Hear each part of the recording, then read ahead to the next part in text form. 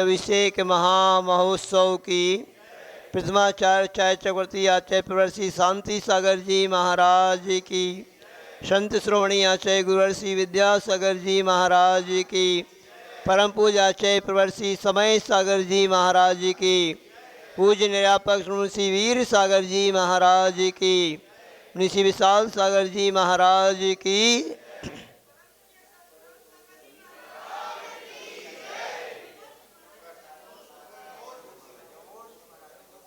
देखिए और थोड़ा आगे आ जाएं आप लोग, आगे आ जाइए, जो पीछे आएंगे तो बैठते जाएंगे।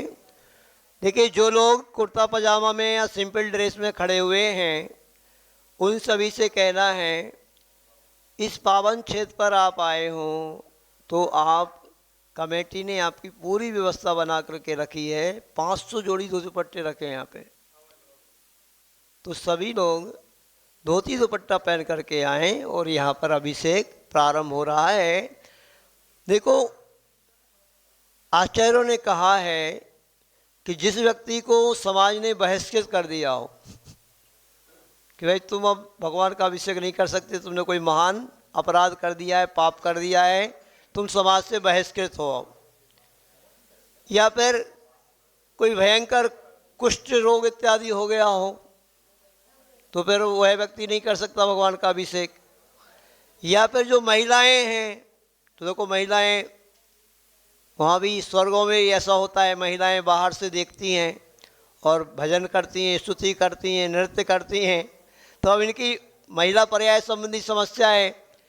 पर यदि आप पुरुष हो, देख लो, आपको समझ लो अपने आप को, यदि आप पुरुष हो तो धोती दुपट्टा पहन करके आ जाओ यहाँ पे। या फिर जो है ना, देखो पशु रहते हैं, पशु भी है ना भगवान का दर्शन बाहर से ही करते हैं, उनको सौभाग्य नहीं होता कि अंदर गर्भगृह में आ जाएं और भगवान का अभिषेक कर लें। तो यदि ये सब 4 बातें आप पे घटित नहीं हो रही हैं तो आप सभी लोग बहुत सौभाग्यशाली हैं, यहाँ तीर्थ क्षेत्र पर आए हैं, सिद्ध क्षेत्र में आए हैं। आप देखो, आप सभी पुरुष वर्ग के लिए तो हमने महिलाओं को खाली करा दिया सब, नहीं तो महिलाओं को भी अंदर बैठने देते भाई। फिर आपकी व्यवस्था बनाइए और आप भी बाहर खड़े हो, तो आप ये अपना एक प्रकार से आप घाटा कर लेंगे। आप इस क्षेत्र, सिद्ध क्षेत्र पर आकर के जो प्रभु की ऊर्जा लेना है आपको, वो ऊर्जा आपको बाहर से नहीं मिल पाएगी। इस बात को आप समझने का पुरुषार्थ करेंगे। जो व्यक्ति कोई भी कार्य को कर सकता है तो उसे करना चाहिए, अगर कर नहीं सकता है तो फिर अनुमोदन उसको करवाना चाहिए, और यदि करवा भी नहीं सकते तो अनुमोदन करना चाहिए। अब महिला वर्ग हैं, अभिषेक कर नहीं सकते हैं, आप करवा सकते हैं और अनुमोदन भी कर सकते हैं।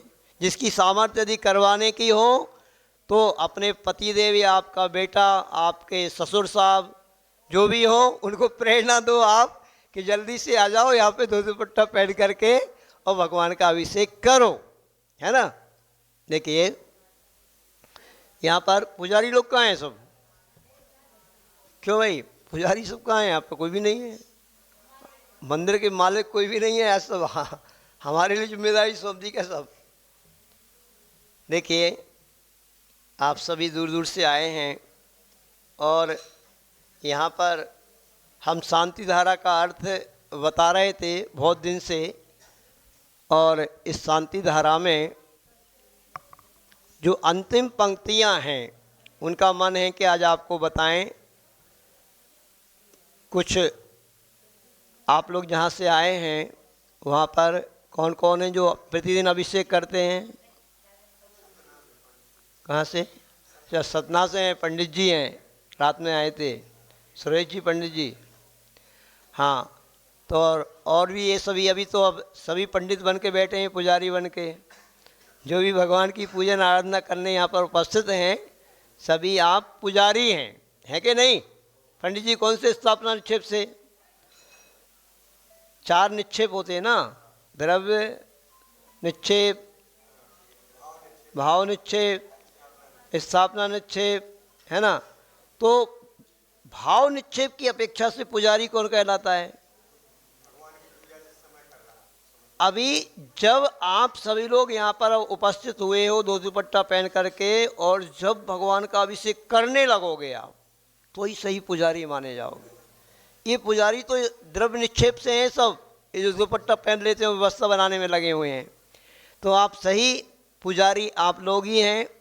और जो भी सही पुजारी बनना चाहते हैं या सही भोजन का आनंद लेना चाहते हैं, तो भोजन का आनंद कब आता है? जब रसगुल्ला मुख में जाता है। कि भाई अर्णव कह रहा हूँ नो, अनर्घ अनर्घ है, थाली में रखा हो रसगुल्ला और अपन देखें तो उसका आनंद आएगा क्या? नहीं आएगा ना। जब मुख में डलेगा, हाँ भाई कैसा बना है, स्वाद आएगा उसका, जब ही आएगा। तो ऐसे ही हम भगवान का अभिषेक करेंगे, कलश लेकर के जब साक्षात ये स्मरण करते हुए कि ये वही भगवान हैं, देशभूषण जी कुलभूषण जी भगवान हैं ये, जो आज बहुत समय पहले कभी इसी धरती पर जिन्होंने दीक्षा को लिया था और मुनि बन कर के और कठोर तपस्या की थी, भयंकर उपसर्ग को सहन किया था। एक देव के द्वारा उपसर्ग हो रहा था और बहुत युवा अवस्था थी उनकी, मुश्किल से 18-20 साल के होंगे, क्योंकि पढ़ाई करके आए थे।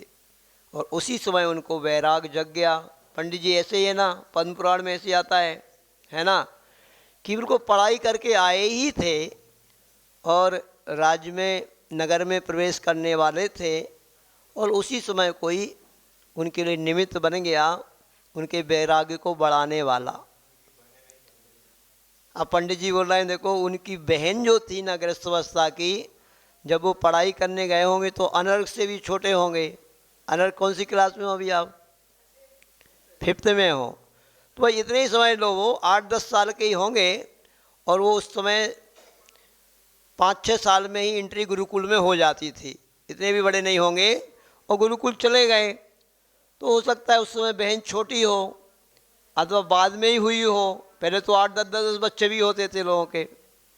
और वो गुरुकुल में पढ़ने के लिए चले गए, और वहाँ पर गए तो पढ़ाई पूरी करके, जब तक पूरी पढ़ाई नहीं होती थी तब वापस आते, तब तो 18 साल के लगभग हो गए होंगे, 18 और 20 के भी हो सकते हैं। तो ऐसे वह उस बहन को नहीं पहचान पाए, और उस बहन को देख करके बस दोनों के मन में ये भाव जग गया कि ये जो सुंदर युवती, जैसे वो सामने खिड़की दिख रही ना, ऐसे उनका महल होगा, और उस खिड़की में वो बहन पहले खड़ी हो कि भैया लोग आ रहे हैं, भैया लोग आ रहे हैं, भाई बहुत इतने दिन से गुरुकुल में पढ़ के आ रहे हैं। और इनने जैसे उस बहन को देखा, यानी बहन है, उनको नहीं पता था ये वो लड़की बैठी है सामने, कोई बहुत सुंदर लड़की बैठी है, और युवावस्था तो उनकी हो ही गई थी, और वो भी लगभग युवावस्था में ही होगी, 1-2 साल से पीछे जन्म हुआ होगा उनका, ये चले गए होंगे। तो इन्हें एक ने कहा मैं इससे विवाह करूंगा, दूसरा कहता मैं इससे विवाह करूंगा। दोनों 72 कलाओं में पारंगत होकर के आए थे, तलवारें निकल गईं, युद्ध शुरू होने वाला था। इतने में ही सामने से वह बहन भी जो उनकी थी, माता पिता मंत्री वगैरह सब इनकी आगवानी करने के लिए आ रहे थे। और जैसे मंत्री जी ने देखा ये क्या है, ये दोनों युवाओं को क्या हो गया, इन बच्चों को, ये तलवार निकाल करके लड़ाई झगड़ा करने के लिए तैयार हैं। पूछा क्या बात है बेटा? बहुत बड़ा संवाद चलता है वहाँ, शास्त्र में बहुत लंबी चौड़ी घटना आई हुई है।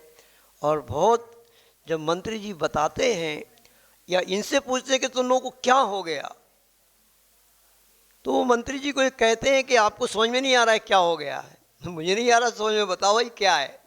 तो हल्की सी उन्होंने कान में मंत्री जी की बात बोली होगी, तो मंत्री का तो दिमाग खराब हो गया और अपना माथा ठोक लिया उसने। और फिर जब इनको बताया कि बेटा ये तो आपकी बहन है, क्या सोच बैठे हैं आप लोग, क्या कर बैठे, क्या करने जा रहे हो, इतना सुना ही है कि फिर तो उनके वैराग्य की कहानी वहाँ पर जो दी है कि कहाँ वो राज्य में प्रवेश करने वाले थे, और जो उनके पिता थे वो उनको अब युवराज बना करके और राज्य सौंपने वाले थे, वो स्वयं दीक्षा लेने का मन बना चुके थे। और बस दोनों ने तो महल में गए ही नहीं, सीधा जंगल की ओर ही बढ़ गए। कहते थे ये जो पर्वत है ना, इसी के आसपास पहले बहुत सारे नगर भी थे, और पहले राजा महाराजा होते थे, छोटी छोटी रियासतें भी होती थीं। तो ऐसे करके वो इस पर्वत की ओर ही आ गए दोनों, और यहाँ पे आकर के उन्होंने दीक्षा ले ली। इस पर्वत का नाम वंश स्थल पर्वत। ये चारों तरफ कई किलोमीटर में है ये पर्वत, चारों तरफ आप देखो पर्वत ही पर्वत है। और उस समय यहाँ पर कहते हैं पूरा बांस का जंगल था, इसलिए इसका नाम वंश स्थल। हाँ, बहुत बड़ा पर्वत था ये। और यहाँ पर आकर के दीक्षा लेकर के घनघोर तपस्या में लीन हो गए, जहाँ कोई नहीं आ सकता था।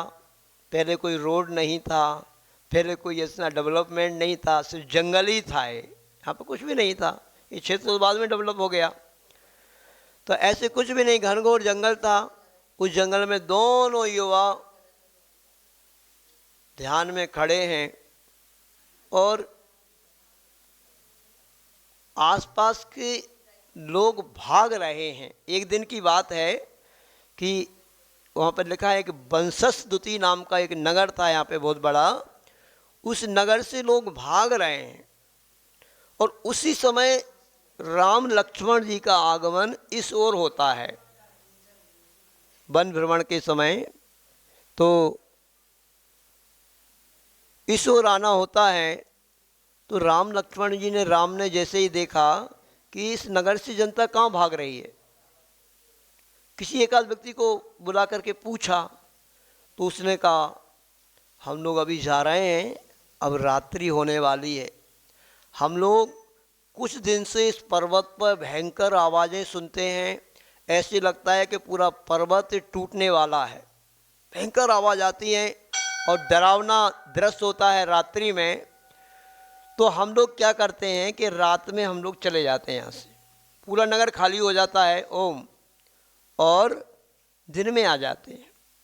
यहाँ से 10-12 किलोमीटर की दूरी पे चले जाओ तो फिर वो आवाज़ नहीं आती है, बाकी 10-12 किलोमीटर तक भी आवाज़ आती है ऐसी भयंकर कि पर्वत बहुत हिल रहा है, यहाँ पर कोई कुछ हो रहा है, या पर्वत बिल्कुल टूटने ही वाला है, ऐसी भयंकर धमाके होते हैं। तो राम बड़े आश्चर्य में भर गए। उन्होंने कहा कि क्या बात है। और सीता जी ने तो वहाँ पे बड़ा अच्छा दृश्य दिया है पद्म पुराण जी में। सीता जी ने जैसे सुना तो सीता जी बोलती हैं चलो, जहाँ ये लोग चल रहे हैं अपन भी चलो भाई इनके पीछे ही। महिलाएं में तो थोड़ा होता ही है भाई।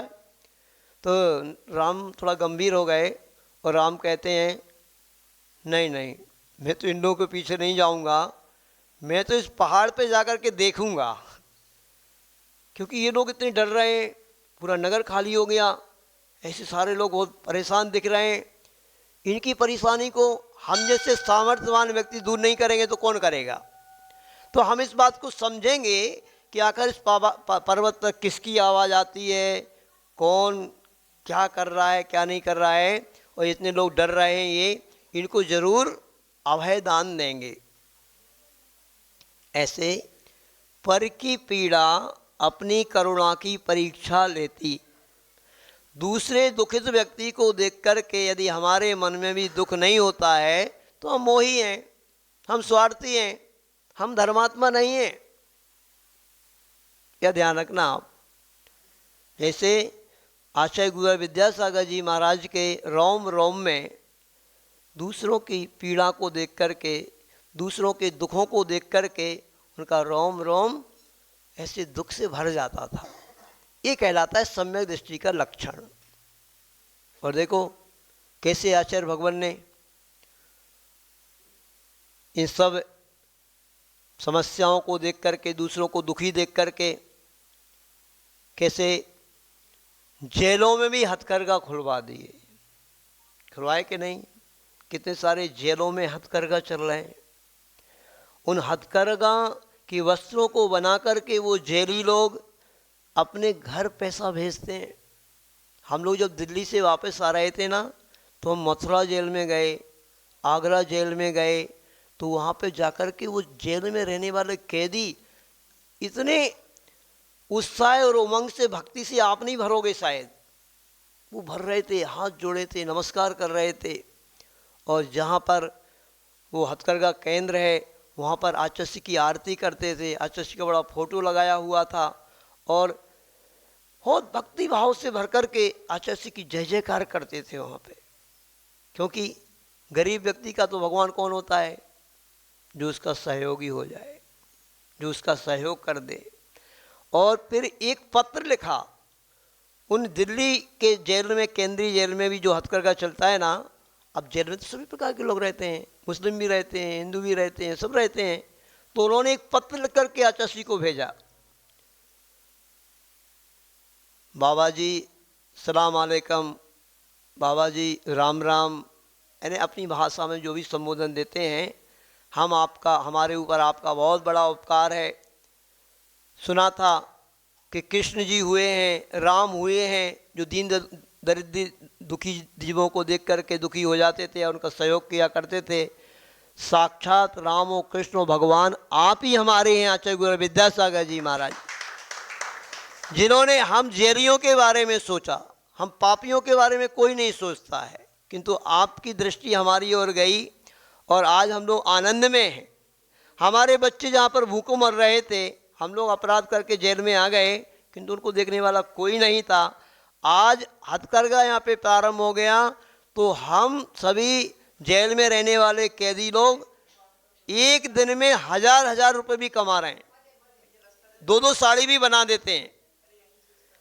तो ऐसे करके हम अपने घर में भी पैसा भेज रहे हैं और हम आनंद से यहाँ पर रह रहे हैं, हमारा परिवार का भी पालन पोषण हो रहा है। ऐसे भाव सम्यक दृष्टि जीव के होना चाहिए, ये सम्यक दर्शन का लक्षण है। थोड़ा सा और आप लोग आगे आ जाएं। देखिए आज विशेष वार है और वैसे तो यहाँ पर हम लोग जब से आए हैं तभी से ही यहाँ पर दिवाली हो रही है कुंतलगिरी में, और अभी तो दिवाली नया वर्ष अभी अभी हुआ है। प्रतिदिन यहाँ पे जनता आ रही है और बहुत आनंदमय क्षेत्र है, तो बहुत ऊर्जावान क्षेत्र है, बहुत पवित्र क्षेत्र है और वातावरण भी यहाँ का बहुत मांगलिक है। जो भी आप लोग जहाँ जहाँ से आए हैं वहाँ शायद ऐसा वातावरण नहीं होगा। और यहाँ पर राम लक्ष्मण सीता जी इस पर्वत पर आते हैं और आकर के देखा धीरे धीरे भयंकर पर्वत होगा उस समय तो यहाँ पे चारों तरफ, जैसे मैंने आपको बताया, कि रोड वोड कुछ भी नहीं था, कितनी मुश्किल से वो आए होंगे, किंतु उनके मन में पीड़ा, वह एक उत्सुकता, एक लोगों के प्रति सहानुभूति कि देखो ये गांव के लोग, शहर के लोग, ये नगर के लोग क्यों भाग रहे हैं, आखिर क्या डर है इनको, इनकी पीड़ा को कैसे हम दूर करें। तो ऐसे करके आए, चढ़े और यहाँ पर आकर के देखा कि 2 युवा मुनि महाराज ध्यान में खड़े हुए हैं। आकर के उन्होंने उनके चरणों में नतमस्तक हुए और उनकी भक्ति स्तुति वंदना करने के लिए संध्या वंदन करके बैठ गए। शाम होने वाली थी आते आते, किंतु जैसे जैसे रात्रि बढ़ने लगी और वहाँ पर वो देखते हैं कि अचानक वहाँ पर काले काले बड़े बड़े सर्प आने लगे, बिच्छू आने लगे, मुनि महाराज को आकर के चिपकने लगे। तो पहले तो राम लक्ष्मण जी ने अपनी धनुष की नोक से उनको दूर कर रहे हैं वो, किंतु दूर करते हैं और बढ़ जाते हैं और बढ़ जाते हैं, वो पूरे मुनिराज के ऊपर चढ़ने लगे। और इतना ही नहीं, भयंकर आवाज़ें आने लगीं, डाकनी साकनी भूत पिशाच नाचने लगे, ऐसा होने लगा, भयंकर हवा चलने लगी, भयंकर बारिश होने लगी, यहाँ तक लगा वहाँ पे खून की बारिश हो रही है, मुर्दे मुर्दे मुर्दे गिर रहे हैं भगवान के ऊपर, मस्तक गिर रहे हैं उनके कट कट करके। भयंकर दृश्य पूरा लगा है, पद्म पुराण जी में पूरा घटनाक्रम ये आया है कि ऐसे सब होने लगा, यहाँ पर भयंकर उपसर होने लगा। समझ में नहीं आ रहा है कौन कर रहा है, क्या हो रहा है। तो फिर बाद में कहते हैं कि राम लक्ष्मण तो महापुरुष थे, बलभद्र नारायण थे, वो तो महान शक्तियाँ थी उनके पास भी। तो उन्होंने अपनी शक्ति का प्रताप दिखाया और जैसे ही उन्होंने बस अपने धनुष पे बाण की टंकारी की ऐसा, और बस वो जो उपसर कर रहा था व्यक्ति वो समझ गया होगा कि तो महापुरुष हैं कोई भाई, अब इनसे टक्कर देना अपने बस की बात नहीं है। वो कोई देव था जो इन देशभूषण जी कुलभूषण जी भगवान जो ये है ना, इनके 4-6 भवों से उसका बैर भाव चल रहा था, ऐसा कोई व्यक्ति था। उसकी कहानी पूरी वहाँ पे दी है, आप पढ़ना, बड़ी मज़ेदार है।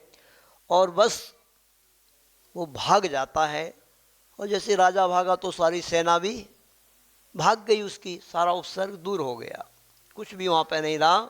और मुनिराज ने अपना शुक्ल ध्यान और विशुद्धि पूर्वक, शुक्ल ध्यान में तो वो थे ही, लगाया, और कहते हैं कुछ ही देर के बाद उनको केवल ज्ञान हो गया।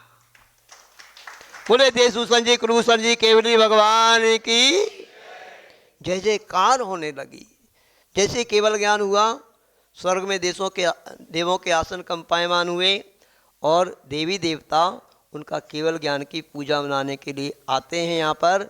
और आसपास के जो ये कहते हैं, ये पर्वत पर भी बहुत बड़ा यानी यहाँ का भी कोई राजा था, और जो वंशज द्वितीय नगर था वहाँ के भी जो राजा थे, बहुत सारे राजा महाराजा भी यहाँ पर आए।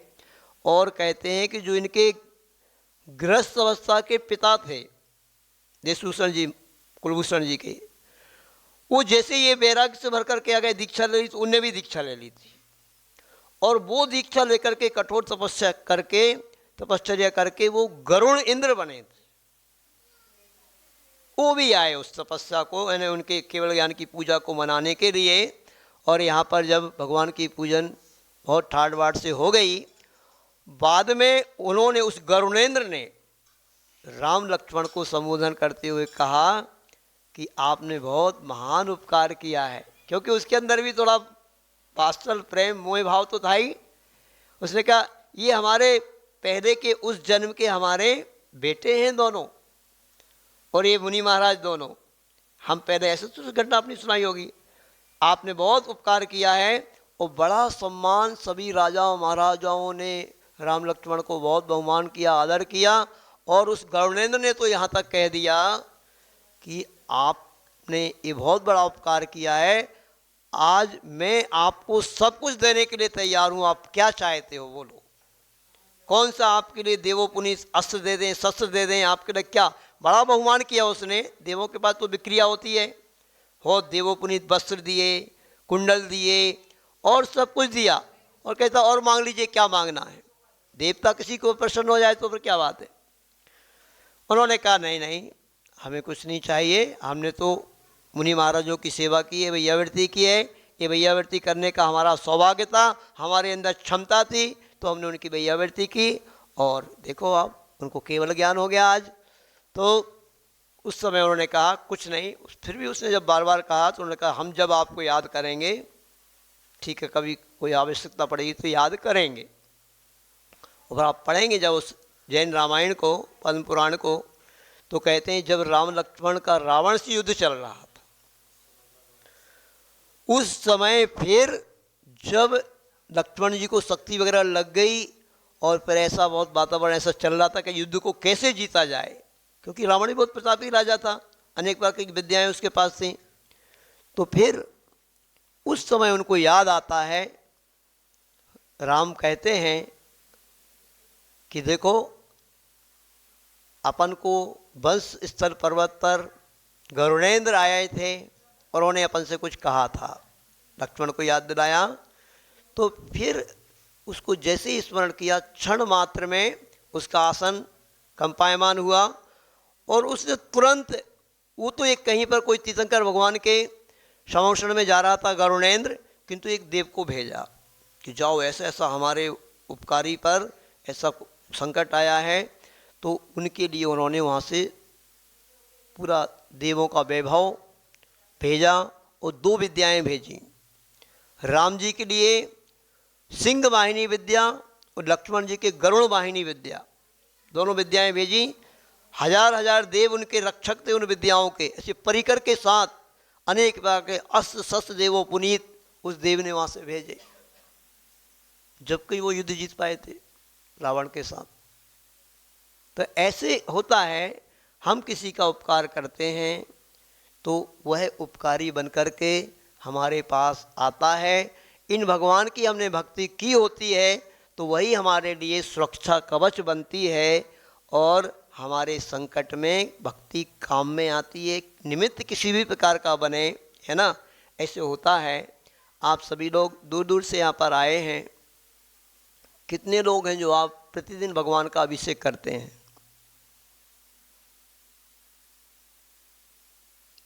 बहुत सारे लोग करते हैं, बहुत अच्छी बात है। फिर अभिषेक करने के बाद कितने लोग हैं जो भगवान की पूजन करते हो?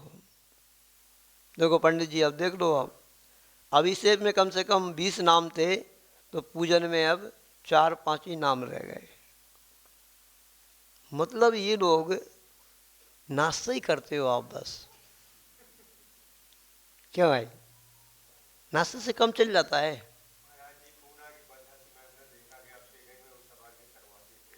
हाँ, वो शॉर्टकट रास्ता अपना दिया ना इनने, इंजीनियर लोगों ने।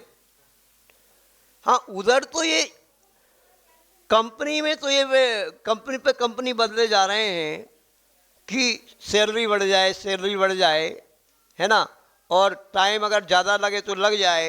यहाँ 8 घंटे की ड्यूटी अगर 10 घंटे की लगे, वो 12 घंटे की लगे तो लग जाए, हमारा पैकेज बढ़ जाए। ये प्लानिंग चल रही है आजकल। वहाँ मंदिर में शॉर्टकट रास्ता अपनाया जा रहा है। तो इंजीनियर लोगों, आपसे कहना है, जब तक तेरे पुण्य का बीता नहीं करार, तब तक तुझको माफ़े औगुन करो हजार। कर लो बेटा अपनी मनमानी। जब वो पुण्य का जो बैलेंस है तुम्हारा खत्म हो जाएगा ना, तो फिर अमेरिका सारे इंजीनियरों को निकाल करके भगा देगा। और अमेरिका वाला अब इधर भारत में भी आ जाएगा तो यहाँ भी उसको वो कर ही नहीं पाएगा जॉब पे। कुछ भी हो सकता है। पाप कर्म के उदय आने पर किसी का भी दिवालिया निकल जाता है, कोई भी करोड़पति बन जाता है।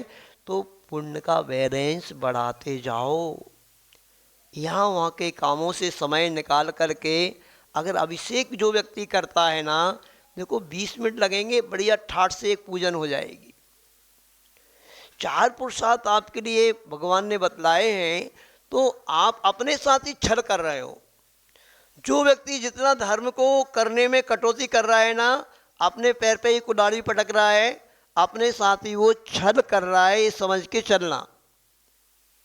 क्योंकि 4 पुरुषार्थ आपको बतलाए हैं, तो चारों पुरुषार्थों में सबसे पहले कौन सा पुरुषार्थ आता है? थोड़ा आगे आ जाएं, थोड़ा सा और आगे जाओ आप। देखो, ये केवली भगवान का समवसरण है, इसमें किसी को कोई जगह की कमी पड़ेगी नहीं। यहाँ पे 200 लोग भी बैठ जाते हैं और ज़्यादा कमी पड़ेगी भी ना, तो महिलाओं से और निवेदन करेंगे कि आप थोड़ा गेट के बाहर हो जाओ, बाहुबली भगवान के पास पहुँच जाओ, तो उधर भी जगह है, कोई दिक्कत नहीं आएगी। तो देखो, सभी लोगों से कहना है कि ये स्वर्णिम अवसर आपको प्राप्त हुआ है। रोज़ तो वहाँ पे आप कर ही नहीं पा रहे हैं, पर यहाँ पर आज आनंद से आए हैं। तो ऐसे देशभूषण जी, कुलभूषण जी भगवान जो बहुत बहुत ऊर्जा से भरे हुए हैं, और 18 फीट की बाहर बाहुबली भगवान की प्रतिमा का महामस्का भी इसके चालू है। मानस सम में भी 4 मुनीश्वरनाथ भगवान के जिनबिंब अति प्राचीन वहाँ पे विराजमान हैं। उनको सभी को आपको उनकी अभिषेक और शांति धारा करने का अवसर इस सिद्ध क्षेत्र में प्राप्त हो रहा है। ये तो आज एक दिन है। देखो, आज एक दिन तो आप ऊर्जा भर के ले ही जा सकते हो, ले जाना। वो भी कोई सौभाग्यशाली व्यक्ति ही होगा जो प्रथम बनकर के भगवान का प्रथम अभिषेक करेगा और फिर शांति धारा भी करेगा। क्योंकि यहाँ पर हम लोग या यहाँ की कमेटी जो भी है, हमने भी यही प्रेरणा दी कि यहाँ पे कोई बोली नहीं लगाते, कभी भी हम लोग बोली लगाते नहीं, ऐसे ही प्रेरणा दिया करते हैं कि देखो ये महान क्षेत्र है और ये ऐसा क्षेत्र है, ये कुंथलगिरी सिद्ध क्षेत्र कि ऐसा आनंद और ऐसा वातावरण बहुत ही कम मिलता है कि जहाँ देखो वहीं जंगल ही जंगल दिखे, जहाँ देखो वहीं पर तालाब ही तालाब बने हुए हैं। बहुत आनंद और ऊर्जा से भरा हुआ क्षेत्र है। तो इस क्षेत्र पर जो भी आप लोग दान देते हैं, उस दान की दान के बल से ही यहाँ पर अभी 15 तारीख को, क्योंकि यहाँ पे जनता सब जगह से आती है, एक 5 मंजिला धर्मशाला बनने वाली है, उसका शिलान्यास हो चुका है। उसमें कम से कम 80 कमरे बनने वाले हैं और आप सभी दानदाताओं ने उन कमरों की घोषणा की है। 35 से 40 कमरे इसी चातुर्मास में उस धर्मशाला के लिए आए। 7,51,000 की राशि उसकी थी, तो लोगों ने अपनी तरफ से एक कमरे घोषित किए। बाकी की जो और कमी रह गई तो उसके लिए तो 1 मंजिल की पूरी घोषणा, लगभग 1-1.5 करोड़ जितना भी लगेगा, यानी जो भी लगेगा वो जिस व्यक्ति ने घोषणा की है, वो पैसे की तो उनकी बात रहती ही नहीं कोई भी, वो तो कहते हैं जो भी लगे। किसने की घोषणा? वो RK मार्बल परिवार किशनगढ़ वालों ने पूरी 1 मंजिल में जो भी लगेगा वो हमारी तरफ से बनेगा, ऐसी घोषणा उनकी तरफ से हो गई। और बहुत सुंदर वह धर्मशाला बनकर के कमेटी ने प्रतिज्ञा कर लिया है कि 1 साल में हम पूरी धर्मशाला बना करके खड़ी कर देंगे कि कोई भी तीर्थ यात्री यहाँ पर आए। अभी 11 महाराज जी का संघ यहाँ पे आया है। अगर आचार्य प्रोफेसर समय सागर जी महाराज भी 50 मुनि महाराज के साथ यहाँ पर आ जाएं तो संत निवास तो यहाँ पे बहुत सुंदर बना है। देखो, संत निवास में तो 50 मुनि महाराज बन सकते हैं। धर्मशाला की यहाँ पे कमी थी, तो उसके लिए भी ये सारी यहाँ पर विकास क्षेत्र का चल रहा है। गौशाला की भी प्लानिंग यहाँ पर चल रही है और गुरुकुल भी यहाँ पर चलता है। उसमें 300 बच्चे लगभग, और जो स्कूल में पढ़ते हैं उसमें 450 बच्चे पढ़ते हैं और बहुत अच्छे से यहाँ पर अध्ययन कर रहे हैं। और सबसे महत्वपूर्ण बात आप सभी से कहना चाहेंगे, जिनका भी भाव भगवान का अभिषेक करने का हो, एक पंथ 2 ही कार्य करने का अवसर आपको प्राप्त होगा। ये ऐसा क्षेत्र है, मुझे लगता है भारत में इतना निधि और खजाना किसी क्षेत्र के पास नहीं होगा। कौन सा? खेती का। यहाँ पे 100-150 साल पहले जब यहाँ आदिल शाही निज़ाम का शासन चलता था, निज़ाम ने ही यहाँ पर कम से कम 260 एकड़ ज़मीन का एरिया इस क्षेत्र को समर्पित किया है। 260 एकड़। अब गुरुवर की बहुत भावना थी, पर गुरुवर के चरण यहाँ पर नहीं पड़े हैं, नहीं तो यहाँ पर तो इस क्षेत्र का विकास काफ़ी हो सकता है। आगे विकास हो बहुत अच्छे से यहाँ पर, और पर उससे पहले अपन सबका कर्तव्य बनता है कि अपन इस क्षेत्र को सुरक्षित करें, क्योंकि बिल्कुल निर्विरोध क्षेत्र है। सभी आप लोग जगह देख रहे हैं, चाहे गिरनार जी हो, चाहे शिखर जी हो, चाहे पालीताना हो, चाहे क्या क्या सभी क्षेत्रों पे किस प्रकार का वातावरण चल रहा है। तो अपन सबकी जिम्मेदारी बनती है कि ऐसे महान क्षेत्र को अपन सुरक्षित करें। और उसके लिए आपको हमारे विद्याधर भैया और अच्छे से बताएंगे, आपको भी एक माइक देना भैया को, कि ये यहाँ पर ही वृत्ति श्रावक हैं और यहीं पर ही जो वृत्ति आश्रम चलता है उसमें रहते हैं। हम लोग तो अभी आए हैं तो बहुत समय से यहाँ पे रहते हैं कि पूरी की पूरा जो क्षेत्र है ना, इसको कैसे सुरक्षित किया जा रहा है और ये प्लानिंग इनकी चल रही है। और उसके लिए परम पूज्य निर्यापक मुंशी वीर सागर जी महाराज ने भी यहाँ पर आशीर्वाद दिया कि भाई क्षेत्र की जब प्लानिंग चल रहा है, योजना चल रही है, तो इसी के लिए आप भी प्रेरणा दो कि इससे लोग जुड़ कर के और इस पूरे क्षेत्र की पूरी 260 एकड़ भूमि की बाउंड्री वाल बने और कोई भी व्यक्ति साहस ना कर सके, आंख उठा करके ना देख सके और हजारों वर्ष तक एक कुंथलगिरी क्षेत्र से ऐसे धर्म की प्रभावना होती रहे।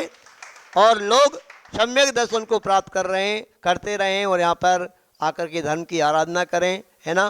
तो इसी के लिए आप लोग भाव बनाना, और जिसके भी भाव बनेंगे उसी को यहाँ पर आपको यहाँ गर्भगृह में भी प्रथम अभिषेक को शांति धारा, बाहर बाहुबली भगवान की 18 फीट की जो प्रतिमा है खुले आकाश में खड़ी है उनका प्रथम अभिषेक एवं शांति धारा, और मानस स्तंभ पर भी जो 4 जिनबिंब हैं उनका प्रथम अभिषेक और शांति धारा करने का अवसर प्राप्त होगा।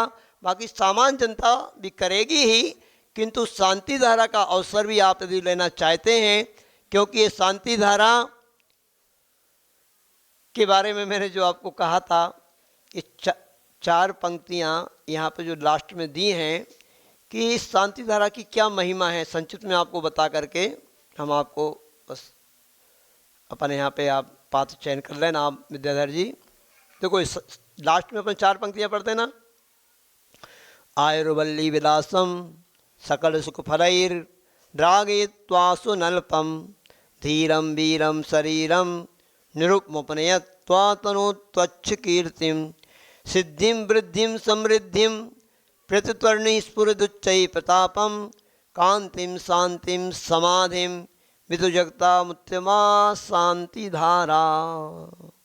अब इसी का आप लोग सामान्य से करते हो, किंतु इस शांति धारा का क्या प्रताप है, इस शांति धारा से क्या आशय घटित होते हैं। तो कह रहे आयुर्वल्ली विलासम, आपकी इस आयु की रूपी लता को ये बढ़ाने वाली है। यदि आपकी आयु कोई की बढ़ नहीं सकती है, पर कभी आपकी आयु घटे ना, जितनी आयु आपको प्राप्त हुई है उतनी आयु तक आप जिए, और सकल सुख फलैर, सभी प्रकार के सुख को देने वाली है। ऐसे धीरता को, वीरता को, शरीर की निरोगता को और निरुपम, जिसकी कोई उपमा नहीं की जा सकती है, ऐसे सुख को और आपकी कीर्ति को, सिद्धि को, वृद्धि को, समृद्धि को, इस सब को ऐसा अतिशय पुण्य इस शांति धारा के करने से जगता है कि व्यक्ति सब कुछ प्राप्त करता है। कांति, शांति, समाधि, सब कुछ उसकी वितरणतु यानी फैलती जाती है दिग दिगांतर तक। ऐसे भगवान के इस अभिषेक करने की, शांति धारा करने की, और उस शांति धारा के माध्यम से जो गंधोदक बनता है उसको अपने मस्तक पर जो धारण करता है प्रतिदिन, वह अद्भुत मुक्ति और भुक्ति दोनों प्रकार के सुखों को देने वाली हुआ करती है।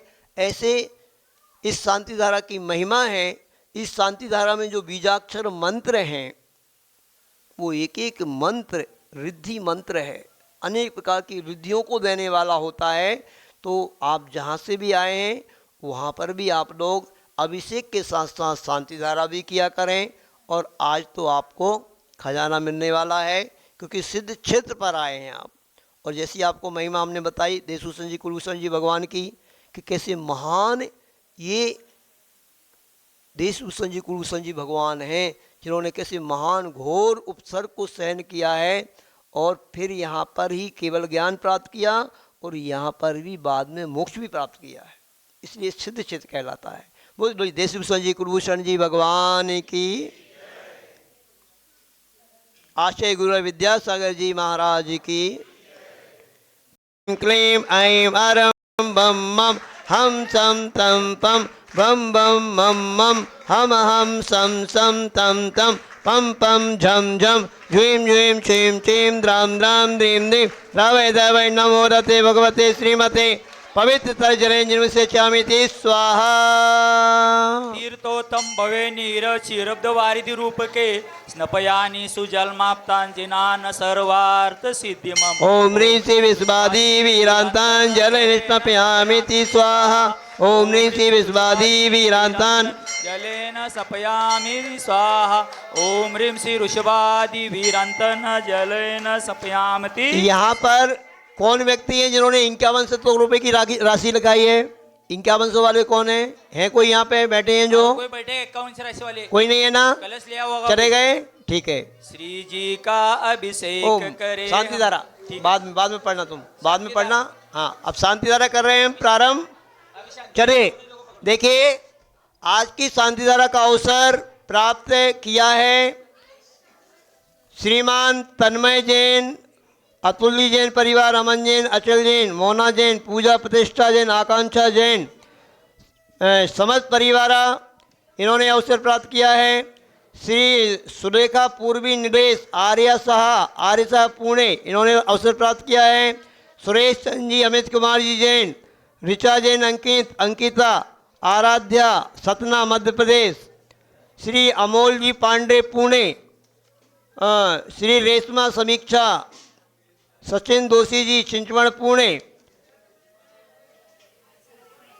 कमलेश जी क्या क्या क्या लगा है विद्यार्थी जी इंग्लिश में, विनोद जी साहेब मुंबई, करुणलाल शाह, करुण शाह ना, करुण जी साहेब, हाँ करुण जी शाह, क्या लगा है इंग्लिश में, क्या लगा करुण साहेब क्या, फिर वो उधर गए अभी। चलिए ठीक है, इन्होंने अवसर प्राप्त किया है। बाकी चलिए शुरू करते हैं शांति धारा। बाकी सभी लोग अभिषेक करना शांति धारा के बाद। अभी शांति धारा को सुनेंगे सभी लोग ध्यान से। शांति धारा जब चलती है तब आपस में कभी किसी को बात नहीं करने का, कोई भी बातचीत नहीं करेगा, खाली भगवान की ओर देखने का। और जो भी बाहर जनता खड़ी है, अभी शांति धारा के पश्चात भी आप लोग धोती दुपट्टा पहन करके बाहर से अपनी क्षमता के अनुसार 1100, 2100, 3100 का जो भी कलश लेना हो वो लेकर के आप भगवान का अभिषेक कर सकते हैं। ओम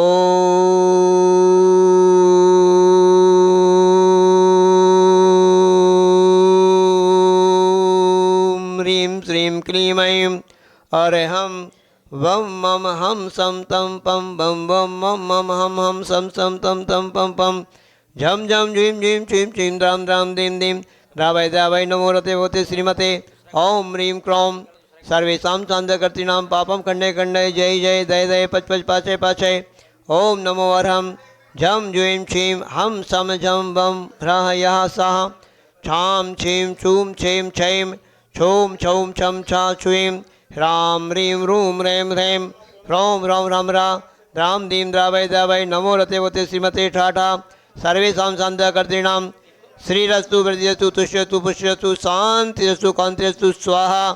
एवं सर्वेषां कार्य सिद्ध्यर्थम आगामी अष्टांग का पर्व में सिद्ध चक्र महामंडल विधान प्रतिमाधारी शिविर एवं जो मूर्ति गर्भालय से गई हुई है पुनः वापस आएँ और उनकी प्रतिष्ठा हो यहाँ पर इस मंगल भावना के साथ शीघ्र मूर्तियाँ वापस प्राप्त हों। कार्य सिद्ध्यर्थम सर्वविघ्न निवारणार्थम श्रीमद्भगवत अरहस्त्र परमेष्टि परम पवित्राय नमो नमः। श्री शांति भट्टारक पाद पद्म प्रसादात शब्दर्म शिवलायु आरोग्य ऐश्वर्याभिवृद्धिरस्तु शब्दर्म स्वस्य परस्य वर्गाः प्रसिद्धन्तु न। ओम ऋषवादया श्रीवद्मान पर्यंत चतुर्विंशति अरंतो भगवंता सर्वज्ञाः परम मंगल नामधेय सर्वेषां यामुति च सिद्धिं तन्वन्तु सद्धर्म कार्येषु यामुति च सिद्धिं प्रयच्छन्तु न। ओम नमो रते भक्ते श्रीमते श्रीमद् पार्थिव शंकराय श्रीमद् रत्नत्रय रूपाय दिव्य तेजो मूर्तये प्रभामंडल मंडिताय द्वादश गण सहिताय अनंत चतुर्थ सहिताय समक्षण केवल ज्ञान लक्ष्मी शोभिताय अष्टादश दोष रहताय सर्व चतुर्थ गुण संयुक्ताय परमेश्वर पवित्राय सम्य ज्ञानाय स्वयं भवे सिद्धाय बुद्धाय परमात्मा ने परम सुखाय ते लोक महिताय अनंत संसार चक्र प्रबंधनाय ज्ञान दर्शन भी सुखाय पदाय ते लोक वशंकराय सत्य ज्ञानाय सद्ब्रह्मण्य व्रत परिणामन मंडिताय संत श्रोवणी आचार्य गुरु विद्यासागर जी महाराज ऋषि यारिका श्रावस्त्राविका प्रमुख चतुसंग विनाशनाय घातिकम शंकराय अजराय भवाय सर्वेषां शान्तिकर्तॄणां सर्वेषां भवजनानां आगंतुक भवजनानां व्याधिं गिनन्तु व्याधिं गिनन्तु व्याधिं श्री जिनाभिषेक पूजन प्रसादात् सर्वेषां सेवकानां सर्वदोष रोग शोक भय पीड़ा विनाशनं भवतु। ओम नमो रते भगवते प्रक्षिणा से दोष कलमसाय देवी तेजो मूर्तये नमः श्री शांतिनाथाय शांति कराय सर्वविघ्न प्रणाशनाय रोगापमृत्यु विनाशनाय सर्वपर्क शुद्ध उपद्रव विनाशनाय स्ववारे शांति कराय। ओम राम ह्रीं रूम रोम रास्य औषा नमः सर्वेषां सर्वगुण शांतिं कुरु कुरु तुष्टिं पुष्टिं कुरु कुरु सर्वेषां कामं रति कामं वदे कामं क्रोधम पापम वैरम च अग्निवायुवयम सर्वशत्रुविघ्नं सर्वोपसर्गं सर्वविघ्नं सर्वराजवयं सर्वचोरदुष्टवयं सर्वसर्वजिक्सिंहादिवयं सर्वग्रहभयं सर्वदोषं व्याधिविडाम्बरं च सर्वपरमन्त्रं सर्वात्मप्रघातं च सर्वसुरोगं कुष्ठरोगं क्षीरोगं सुरोगं जरोगं च सर्वनरमारीं सर्वगजास गोविंदजमारीं सर्वसस्यदान वृक्षता गुल्म पत्र फलमारीं सर्वराष्ट्रीमारीं सर्वक्रूर वेता साकिनी डाकनी भयानी सर्ववेदनीयं सर्वमोहिनीयं सर्वापस्मारीं सर्वेषां अशुकर्जनि दुःखानि दुष्टजनकतान् मंत्रतंदिष्टि मुष्टि चलछति दोषान् सर्वदुष्ट देवदानव वीर नरनार योगनिकर दोषान् सर्वाज कुलीनाग जनत भयानी सर्व स्थावर जंगम वृष्टि सर्पादि के दोषान सर्व सिंह अष्टपदादि के दोषान पर शत्रुगत मारण उच्चाटन बद्वेषण मोल वशीकरण दोषान ओम ह्रीं सर्वेषां चक्रविक्रम सत्यजोवर सौर वीर शांति ही। पूरा ही बोलते हैं इसमें, है ना, इस वाले मंत्र में कभी भी पूरा ही फिर से बोल रहे हैं सभी लोग बोलना। ओम ह्रीं अस्मभ्यम चक्रविक्रम सत्यजोवर सौर वीर शांति ही। अब बोलना कुरु कुरु सर्व जीवानंदनम जनानंदनम भव्यानंदनम गोकुलानंदनम च सर्व राजानंदनम सर्व ग्राम नगर खेट करवट मंटप पत्तन सम्मानंदनम सर्वानंदनम यशुकम तिसुलोकेशु व्याधिर्व्यसन वर्जितम अभयम क्षेम आरोग्यम सत्युपदेशे से शांतिरस्तु सिंहस्तु जयस्तु नित्यम आरोग्यमस्तु सर्वेषां तुष्टिरस्तु पुष्टिरस्तु समृद्धिरस्तु कल्याणमस्तु सुखमस्तु अभिवृद्धिरस्तु दीर्घायुरस्तु कुल गोधन सदा सन्तु श्रद्धन शिवलायु आरोग्य ऐश्वर्याभिवृद्धिरस्तु ओम ह्रीं श्रीं क्लीं ऐं उषा अनाहत विद्येण ओम शांतिं कुरु कुरु आयुर्वल्ली विलासम सकल सुख फलैर्दागे त्वासु नल्पम नीरम वीरम शरीरम निरुपमोपनयत्वासनो त्वच्च कीर्तिं सिद्धिं वृद्धिं समृद्धिं प्रतिस्फुरिदुच्चै प्रतापं कांतिं शांतिं समाधिं विजयतामुत्तमा शांतिधारा संपूजिकानां प्रतिपालकानां यतीन्द्र सामान्य तपोधनानां देशस्य राष्ट्रस्य पुरस्य राज्ञा करोति शांतिं भगवान् जिनेन्द्र करोति शांतिं भगवान् जिनेन्द्र करोति शांतिं भगवान् जिनेन्द्र। चलिए छत्र की मुद्रा बनाएंगे सभी लोग। आराधना कंदो तक दिया छत्र की मुद्रा बनाएं। छत्रत्रयं तव विभाति शशांके कांते मुच्चै स्थितं सेगेते भानुकर प्रतापं मुक्ताफलं प्रकरे जाले विवृद्धि शोभं प्रख्यापय त्रिजगतः। ओम प्रातः मध्ये छत्रत्रयं स्थापयामि कुन्दावदात् विभ्राजते तव बपुः कलधौते कान्तम् उद्यच्छाङ्के शुचिनिर्जर वारिधारे मुच्चैस्तटं सूर्यगिरेरिमे सात्विकौमम्। ओम प्रातः मध्ये चम्रद्वयं स्थापयामि। चलिए शांति धारा वाले अब सभी लोग बाहर आ जाएं।